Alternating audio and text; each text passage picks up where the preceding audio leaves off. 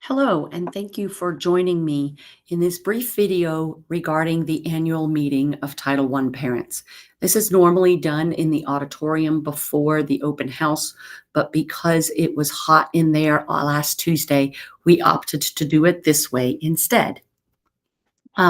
You are here listening to this lovely video because Title I schools are expected to hold an annual meeting of parents in order to inform them that they are in a Title I school, what the Title I requirements are, and what your rights as a parent are.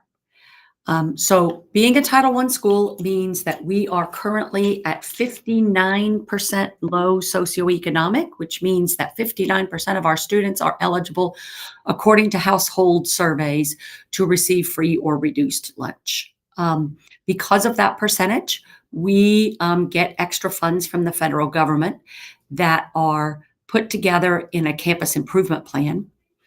We also have a parent and school compact, and you will be notified if your child is not being taught by a highly qualified teacher, but all of our teachers are. And hopefully you will get some information on how you can get involved. So a Title I school receives supplemental dollars from the federal government to help offset the fact that we are a relatively high poverty school. We are allowed to use those funds to purchase supplemental programs or materials.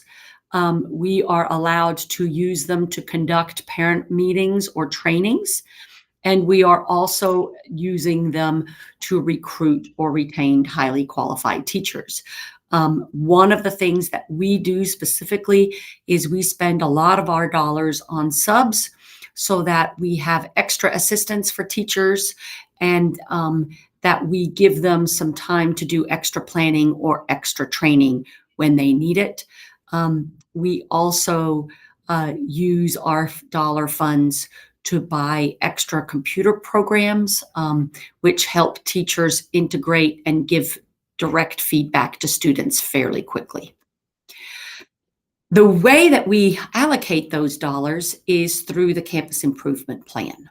The campus improvement plan is a document that is available on the website. Last year's document is currently available.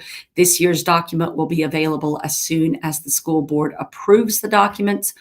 But it has a needs assessment, and then it includes goals and strategies to address academic needs of students. There's also some professional development plans in there, and it creates a comprehensive budget. And when you look at our CIP, you will see all of the monies that are spent by McLean Middle School, regardless of whether they're federal funds or state funds. And you have the right to be involved in the development of this program.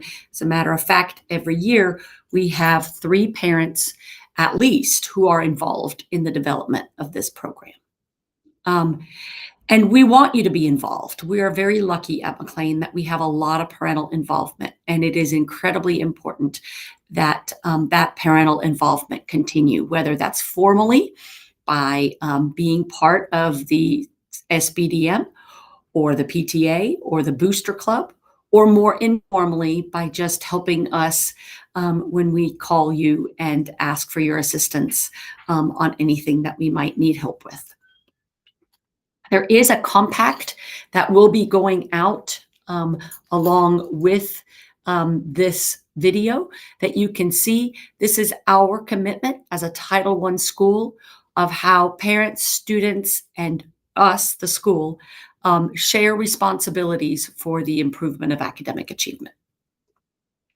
You, the Title I parent, have the right to be involved in the development of the compact, in the distribution of the compact, and in knowing what is going on.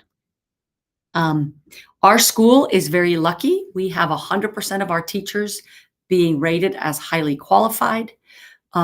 Our school scored a 79 or a C this last year on STAR testing, and our goal, of course, is to be a solid B this year. And we will send out anything as far as long-term subs are concerned by via the Blackboard system by the end of September. But right now, we don't have anyone who is in a long-term subbing position. We are completely staffed, and all of our teachers are fully certified and trained. As a matter of fact, we do not have any brand new teachers at this school at all. All teachers have at least 1 or 2 years worth of experience under their belt. And so part of this presentation is about this site-based decision-making team. And this is the way that you can help um, with creating and maintaining the CIP. We need 3 parents on the site-based decision-making team. And obviously, you can't come up to the stage because this is happening outside the stage. But if you are interested in being one of those 3 parents or one of 2 business members, please email me at barbara.ozuna@fwisd.org. And if we have more interest than we have slots, we will be running a election. Otherwise, we will just simply place people. So please let me know if you are running a business or a representative of a business. Then that way we can sort of make sure everybody's got a space.